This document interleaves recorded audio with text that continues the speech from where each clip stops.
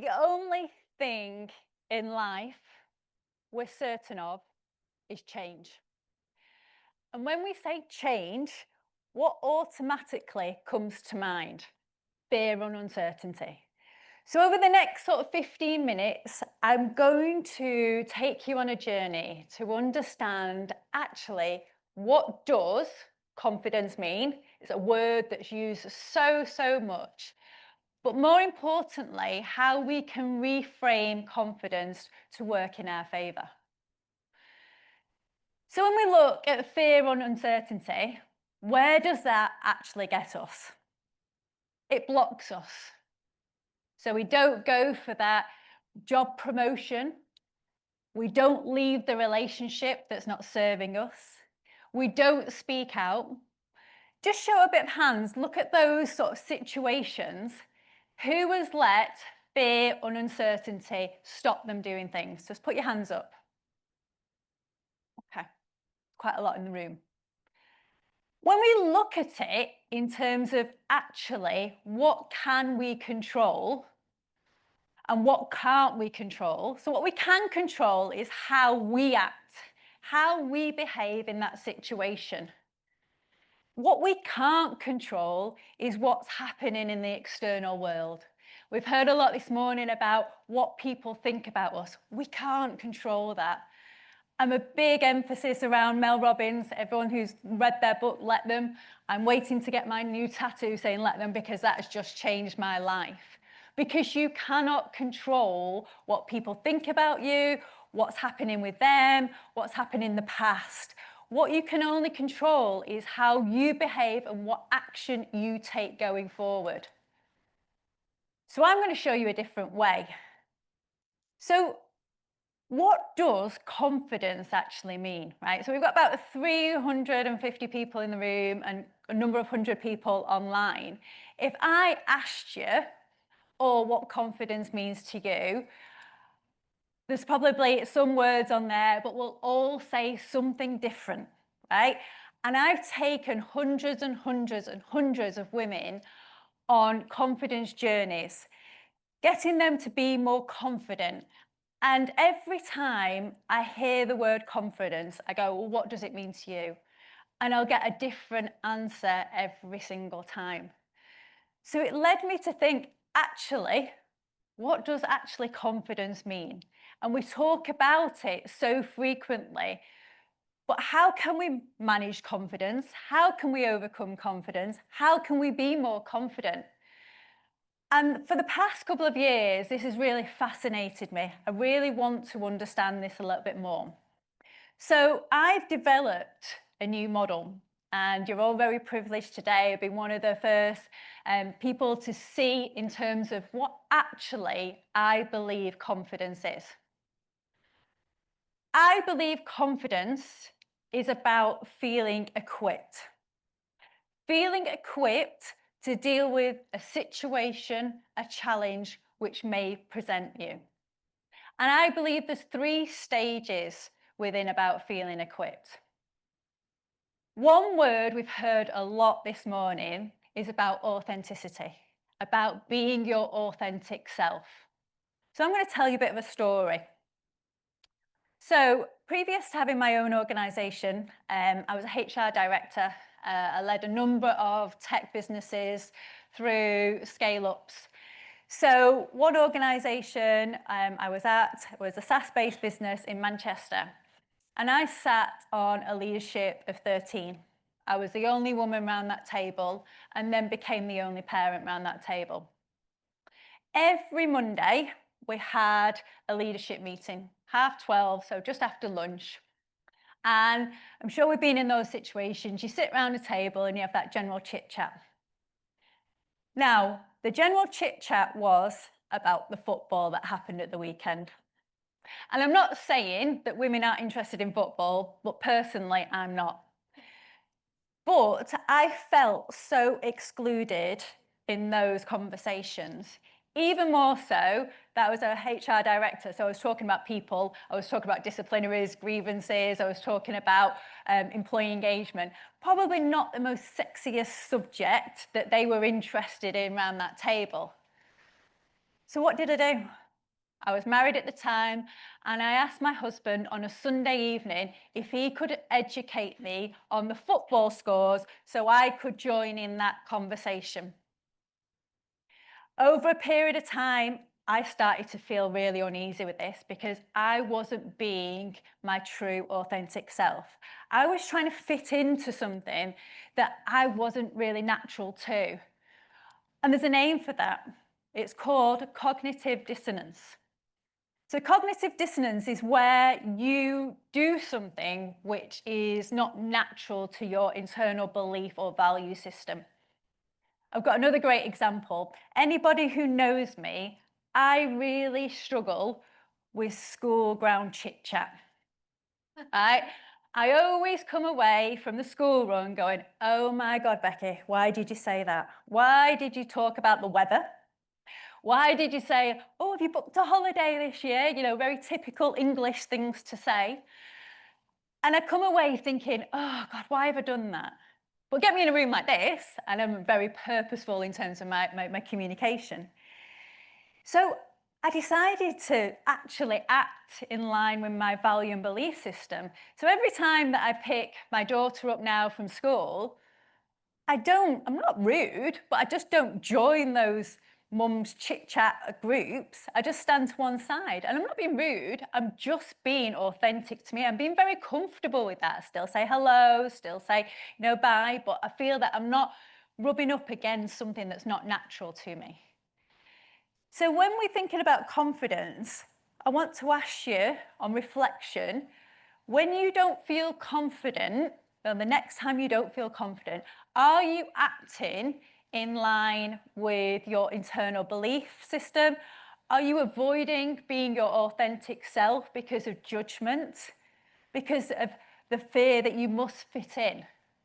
I'll leave that one with you. Step 2, embrace. In life, lots of challenging situations happen. Going back to the can control, can't control, we can't control what might happen next week or tomorrow or later on tonight. It's how we can learn from it and embrace those experiences.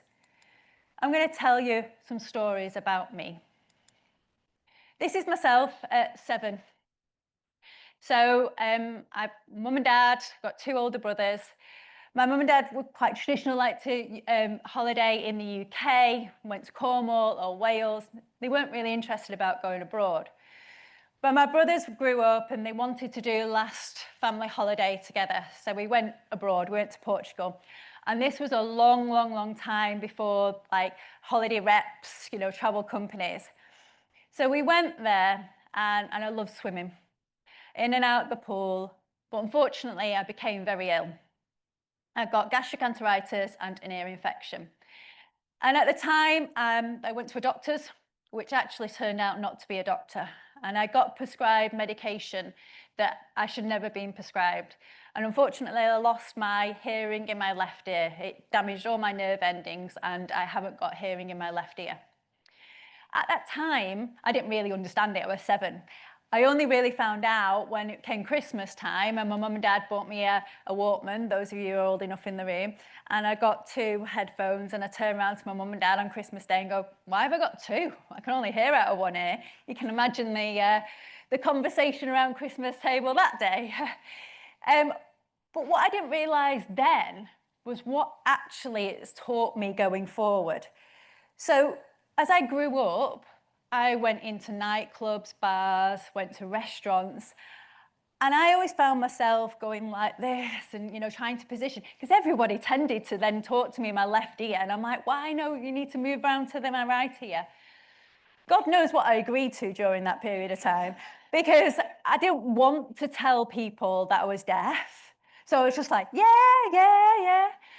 But what it's taught me going forward is how exclusive environments are, how inclusive environments should be, not knowing back at 7 that I was going to become to do something around diversity and inclusion and equity.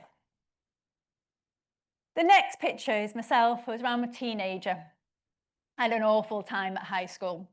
I went into high school and I got very badly bullied. I didn't really know where I fitted in, and it was a very traumatic experience back then. September just gone, my son started the same high school in the same blazer.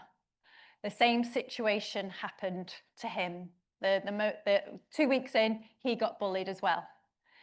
Now, at that time, it was a horrendous experience. But because I went through that experience, I've embraced my learnings and I've been able to guide him and sort of talk to him about my experience that's helped him with his own. So I've embraced that to be more confident in terms of dealing with a situation that would often be daunting for a mum. The picture you see there is my first ever public speaking opportunities back in 2014. And I'd never spoken before, and I was at an event, and you can see at a podium like this, and I've never gripped something so hard in all my life. I had imprints on my fingers. What made it worse was that I followed the ex-HR director at the BBC, and she was like strutting around, like being really confident. I was like, oh my God, who's going to find me interesting? Who's going to actually want to listen to me? But I came off that stage and I learned so much. I kept that screenshot of people actually, when Twitter was Twitter, around people sharing what they learned from me. And it gave me that experience to embrace that confidence, and here I am today. And finally, these are my two children. Before setting up my business tech, I was a HR director, as I said. You think as a HR director, you would have influence over writing policies. No. When I came back after having Ethan, I was given an ultimatum to basically either work 5 days a week or not. And I chose the or not. I always remember the look on my dad's face going, what, you've just been promoted to HR director and you're going to leave a role where you haven't got anything else? But in that situation can be very daunting, redundancy. We just heard about redundancy. But I understood then that I would never want anyone to feel like I did. So I set up an organisation that helped people return to work with confidence, with skills. And I've got my children to thank for that, because I embraced a situation where my confidence dipped, but I sort of took it by the reins, and now here I am today. Finally, the final step is that we've got the authenticity, we've embraced our experiences, but we actually do need to take action. Again, confidence is the willingness to try. Love Mel Robbins. I'm going to give you a different take on imposter syndrome. So I truly believe imposter syndrome happens when you move out of the comfort zone into your growth zone. Why does that happen? Right, okay, come on this journey with me. Right, so when we haven't done anything before, so talk about public speaking, never ever done it before. Our competence and confidence is low, okay? Then we step into it and we try it. Our competence increases because we've gained experience, therefore that our confidence increases. So we go on that curve and then we go into our comfort zone. Then we might want to go and get paid for speaking. So our confidence and competence might dip, we take the action and grows. So it's sort of that cycle of where when we step into something new, wouldn't you then feel like you've never done it before? I think the word imposter syndrome needs to be taken out because it really highlights it as something very, very negative. But as we've heard this morning, why wouldn't you want to develop yourself? Why wouldn't you want to take that next step in your career? So next thing, when you feel that air of imposter, think about actually, am I just learning something new? Am I just developing myself? And for those of you who are following at the moment, the ex-Prime Minister of New Zealand, she's amazing. And she talks about imposter syndrome. And she talks about her story when she got that call thinking, oh my God, how am I going to be Prime Minister? And she stepped into that in terms of from an imposter perspective. So I'm going to leave you with this question. What's one thing you want to do, but confidence is holding you back. And I want you to authentically embrace the feeling of fear and uncertainty and take action. Confidence isn't about never feeling it, it's about taking action anyway. Thank you very much.